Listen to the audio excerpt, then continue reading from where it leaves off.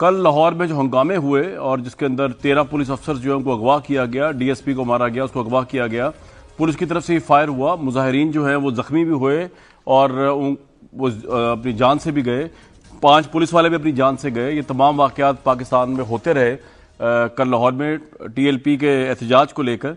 और आज कौम से खिताब तो किया प्राइम मिनिस्टर, लोग एक्सपेक्ट कर रहे थे कौमी असम्बली में वो जाएंगे, पाकिस्तान की तमाम पोलिटिकल फोर्सेस को जो है वो ऑन बोर्ड लेंगे और एक मुतफिका पॉइंट ऑफ व्यू उठेगा, क्योंकि पाकिस्तान की अपोजिशन ने इस सारे मामले के अंदर प्राइम मिनिस्टर और गवर्नमेंट के साथ बहुत रियायत बरती, उसको एक्सप्लॉइट नहीं किया, उसको मिसयूज नहीं किया, मुल्क की खातिर उसमें बयानबाजी नहीं की। ये और बात है कि आज प्राइम मिनिस्टर ने कौम से खिताब के दौरान जो है वो नवाज शरीफ और नून लीग को और मौलाना फजल रहमान को नहीं छोड़ा। इस वाक़े को लेकर उसमें बाद में आऊँगा, लेकिन ये तमाम चीज़ें अपोजिशन ने की। प्राइम मिनिस्टर जो थे बड़ा अच्छा था, प्राइम मिनिस्टर एक यूनाइटेड मुल्क के प्राइम मिनिस्टर बन के लोगों के जख्मों में मरहम रखते, जो लोग उस तरफ से मुजाहिरीन की तरफ से इस दुनिया से गए उनके भी जख्म मरहम रखते, जो पुलिस वाले इस दुनिया से गए उनके भी जख्म मरहम रखते। लेकिन मुझे नहीं पता कितना वो आज एज अ स्टेट्समैन और एज अ यूनाइटेड पाकिस्तान के प्राइम मिनिस्टर के तौर पे उभर सके। ये तो आज के प्रोग्राम में हम डिस्कस कर लेंगे। लेकिन प्राइम मिनिस्टर ने जो बातें की पहले वो आप सुन लें। उन्होंने बड़ी लॉजिकल गुफ्तगू की, लेकिन उनकी जितनी भी लॉजिक्स हैं जो आज उन्होंने बयान की वो इस एग्रीमेंट की लॉजिक के बिल्कुल अगेंस्ट है। ये एग्रीमेंट उनको इन फर्स्ट प्लेस करना ही नहीं चाहिए था। अगर कोई गवर्नमेंट की रिट थी, अगर गवर्नमेंट ये समझती थी कि एक चीज प्रैक्टिकल नहीं है, वो हो ही नहीं सकती। फ्रांस के सफीर को अगर आप समझते थे कि आप नहीं निकाल सकते, आपकी जो भी मजबूरी है, तो आपने ऐसा एग्रीमेंट ही क्यों किया जिसमें आपने एक पार्टी को मौका दिया कि वो मुजाहरे करे, लाहौर पंजाब पाकिस्तान की जो जिंदगी है वो तातुल का शिकार हो, तशद्दुद हो, वाटर शेलिंग हो, पुलिस वाले अपने हाथ से जिंदगियों से जान दो बैठे, दूसरे जो लोग हैं मुजाहिरीन वो जान दो बैठे। ये सब कुछ करने की क्या, ये एग्रीमेंट करने की क्या जरूरत थी कि जी हम फ्रांस के ये एग्रीमेंट आप देखें कि हुकूमत फ्रांस के सफीर को 2 से 3 माह के अरसे के अंदर पार्लियामेंट फैसला साजी के जरिए मुल्क बदर कर देगी, जो आपको पहले दिन ही पता है कि ये प्रैक्टिकल पॉसिबल नहीं है आपके लिए, तो आपने ऐसा एग्रीमेंट किया है क्यों?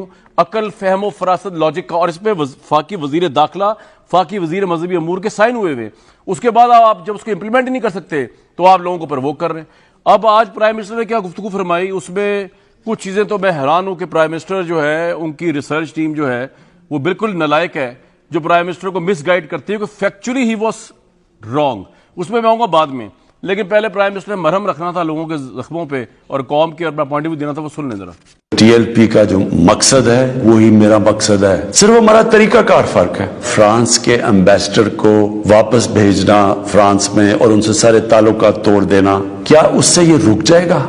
इसके बाद किसी और यूरोपियन मुल्क में यही होगा, आजादी के राय पे नाम पे। इसका पहले तो कोई फर्क नहीं पड़ना लगा फ्रांस को। पाकिस्तान को क्या फर्क पड़ेगा कि बड़ी मुश्किलों से हमारी माईशत उठ रही है, इंडस्ट्री ऊपर जा रही है, नौकरियां मिल रही हैं लोगों को। जब हम फ्रांस के एम्बेसडर को वापस भेज के ताल्लुकात तोड़ेंगे उनसे, इसका मतलब कि यूरोपियन यूनियन से हम ताल्लुकात तोड़ेंगे। हमारी आधी टेक्सटाइल की एक्सपोर्ट्स है वो यूरोपियन यूनियन में जाती है। अब तक 40 पुलिस की गाड़ियों को जला दिया गया, लोगों की प्राइवेट प्रॉपर्टी की लाखों करोड़ों रुपए का नुकसान हुआ है, 4 पुलिस वाले शहीद हुए हैं, 800 से ज्यादा पुलिस वाले जख्मी हुए हैं। पहले दिन जब शुरू हुआ तो तकरीबन 100 सड़कें ब्लॉक कर दी, बाहर से कूद पड़े लोग, हमारे पाकिस्तान के दुश्मन। अभी तक हमने जो 4 लाख ट्वीट्स को एनालाइज किया उनमें से 70% फेक। 380 हिंदुस्तान के इंडिया के ग्रुप थे जो कि व्हाट्सएप से फेक न्यूज चला रहे थे कि सिविल वॉर होगी पाकिस्तान में। हम सब मुसलमान मुल्कों को मिलके हम एक प्लान करना चाहिए कि इकट्ठा अप्रोच करना चाहिए कि उनको समझाना चाहिए मगरिब को। मिलके ये कहेंगे कि अगर किसी मुल्क में से इस तरह किया गया तो हम सारे मिलके उनका ट्रेड बॉयकॉट करेंगे, उनकी हम चीजें नहीं खरीदेंगे, इसका असर होगा। ये जो तमाम बातें थी ये उनको 4 महीने पहले जब एग्रीमेंट कर रहे थे टीएलपी वालों के साथ गवर्नमेंट, फाकी वजीर दाखिला, प्राइम मिनिस्टर एमा पे, उस वक्त क्यों नहीं समझाई? ये लोग बात समझने से कासिर हैं। लेकिन आज भी प्राइम मिनिस्टर ने इस अहम तरीन नाजुक मौके पे नवाज शरीफ को अपनी यादों से और अपने दिलो दिमाग से निकालना मुनासिब समझा, चाहे उसके लिए फैक्चुअली वो गलत हिस्ट्री कोट कर रहे हो, चाहे वो बिल्कुल गलत तारीख बता रहे हो, लेकिन उन्होंने फिर भी नवाज शरीफ को याद रखा। ये प्राइम मिनिस्टर का कमाल है कि वो उनको सोते जागते नवाज शरीफ याद रहते हैं। सुनवा दें जरा। हमारी पॉलिटिकल पार्टीज के वही जेयूआई जो फजल रहमान की पार्टी, वो भी बीच में शामिल हो गई, किसी तरह गवर्नमेंट को डिस्टेबलाइज करें, मुल्क को नुकसान पहुंचाए। साथ वो नून लीग 1990 के इर्द गिर्द सलमान रुश्दी ने एक किताब लिखी। जब ये सलमान रुश्दी ने किताब लिखी, नवाज शरीफ तो पहली दफा प्राइम मिनिस्टर बने थे, कितनी उन्होंने स्टेटमेंट्स दी थी, कितनी दफा उन्होंने किसी फोरम में कहा था कि इसने बड़ा गलत काम किया, मुसलमानों के दिलों को तकलीफ पहुंचाई है, तो आज इनके साथ मिल गए हैं सिर्फ इंतशार फैलाने के लिए। मुसद्दिक मलिक साहब, प्राइम मिनिस्टर कह रहे हैं कि नवाज शरीफ साहब शायद प्राइम मिनिस्टर थे उस वक्त जिस वक्त ये सारा कुछ हुआ, सुलेमान रुश्दी की किताब आई, कितनी दफा जो है वो आलमी फोरम पे नवाज शरीफ प्राइम मिनिस्टर ने बकौल इमरान खान साहब की डिमांड है ये मसला उठाया। और दूसरा सबसे अहम सवाल, आप इंतशार फैला रहे इतने क्रिटिकल सेंसिटिव इशू के ऊपर मौलाना फजल रहमान के साथ मिलके। आपको पता होना चाहिए कि सितंबर 1988 के अंदर, सितंबर 1988 के अंदर किताब जो है वो आई थी, और उस वक्त तो नवाज शरीफ साहब पहली मरतबा जब प्राइम मिनिस्टर बने वो 1990 में बने हैं। तो ये इवन वो 88 के अंदर जो है वो चीफ मिनिस्टर पंजाब भी वो थे, केयर टेकर गवर्नमेंट के, आई थिंक अगर सितंबर की हम बात कर रहे हैं, अगर क्योंकि इलेक्शन हुए नवंबर के अंदर, जी सितंबर के अंदर, सितंबर 19 जी नवंबर में हुए थे, उसके बाद वो दिसंबर में बेनजीर। मगर आप ये देखें कि वो प्राइम मिनिस्टर, जी प्लीज कंटिन्यू। जी मेरे ख्याल है उस वक्त सितंबर 1988 में केयर टेकर गवर्नमेंट थी, और उसके बाद केयर टेकर गवर्नमेंट के बाद बेनजीर साहिबा प्राइम मिनिस्टर बनी, और फिर 1990 में नवाज शरीफ साहब प्राइम मिनिस्टर बने। मगर आप ये वजीर आजम को देखें, इन्होंने पहले भी पता नहीं किसको, जर्मनी को जोड़ दिया था जापान के बॉर्डर के साथ, और अपनी तरफ से खुद ही तारीख को, इस्लाम की भी अपनी तारीख बनाते रहते हैं, कभी रियासत मदीना बनाते हैं। किस्मत लोग हैं भाई आपके लीडर को हमेशा याद रखते हैं प्राइम मिनिस्टर, अच्छा बुरा टाइम हो, जैसा भी टाइम चल रहा हो, कुछ किस्मत लोग हैं वो लंदन है फिर भी याद रखते हैं। आप ये बताइए जी, देखिए कामरान साहब, आप ये देखें कि क्या इस मुल्क को ये पता नहीं होना चाहिए कि उसका प्राइम मिनिस्टर अगर कोई बात करे तो वो गलत बयानी नहीं कर रहा? क्या एतमाद नहीं होना चाहिए?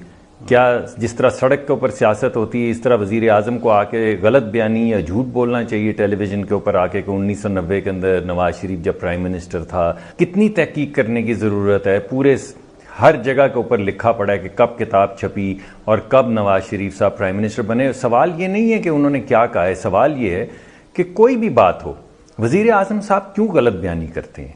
ये उनको जेब नहीं देता। अगर कोई स्टेट्समैन हो तो लोगों को एतमाद होना चाहिए उस स्टेटमेंट। लेकिन आप इंतशार क्यों फैला रहे हैं सर? चले वो तो मैं इनसे पूछूंगा जता है, आप इंतशार क्यों फैला रहे हैं? प्राइम मिनिस्टर ने ये भी कहा कि आप मौलाना फजल रहमान साहब मिलकर मैं इस बारे में आप जी मेरे ख्याल में ये तो अब आपको फैसला करना है, क्योंकि आपने जो इब्तदाइया दिया है वो जरा थोड़ा सा मुख्तलिफ है। आपने अपने इब्तदाइये में खुद ही कहा कि वो तो मेरा पॉइंट ऑफ व्यू है ना, मैं प्राइम मिनिस्टर का सवाल रख रहा हूं, बिल्कुल सोच समझ। जी तो प्राइम मिनिस्टर साहब जब ये बात करते हैं तो उसकी कोई बुनियाद तो होनी चाहिए ना जी। मैं तो समझता हूं कि सियासी जमातों ने वो बड़ा सख्त रवैया ले सकती थी जब प्राइम मिनिस्टर नहीं थे। जब फैजाबाद का धरना हो रहा था तो ज़रा वज़ीर आज़म साहब की क्लिप्स निकालें, ज़रा शेख रशीद साहब के क्लिप्स निकालें, जब शेख रशीद जाके धरने में गए थे ज़रा वो क्लिप्स निकालें।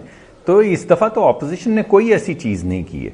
लेकिन बहरहाल वज़ीर आज़म साहब हैं, वो अपनी ताकत के नशे में 1990 को 88 कर दें, किताब जिसको मर्जी कर लें, वज़ीर आज़म जिसको मर्जी बना दें, उनको कौन रोक सकता है? राइट। उनकी ताकत के सामने कौन खड़ा हो सकता है? एक उन्होंने यहाँ पे आपको याद होगा प्लाजे गिरा दिए थे सेनेटर तनवीर साहब के, ये कह के शेर शाह सूरी साहब के ज़माने में यहाँ से एक सड़क गुजरती थी। शेर शाह सूरी के ज़माने में यहाँ से एक सड़क गुजरती थी, इस वजह से उनका प्लाजा और मार्कीज गिरा दी। 1960 का आपने देखा, रिसर्चर ठीक नहीं है। जी हाँ, चले आप बेनिफिट डाउट प्राइम मिनिस्टर हो सकता है ठीक ना हो, लेकिन चलें आप ये तो नहीं कहेंगे कि प्राइम मिनिस्टर ठीक नहीं है। आप तो बेचारे रिसर्चर को मेरी तो इतनी हिम्मत नहीं है, ना मैंने मॉल टाउन थाने पे आपसे सवाल पूछे जब आप गवर्नमेंट में थे, ना इनसे पूछता, मेरी इतनी हिम्मत नहीं है। आप सही कह रहे हैं। नहीं, आपने तो पूरी रिपोर्ट रिलीज की थी प्राइम मिनिस्टर, आपने तो पूरी report model town prime minister को कोई बेनिफिट ऑफ डाउट देने को तैयार नहीं हूं।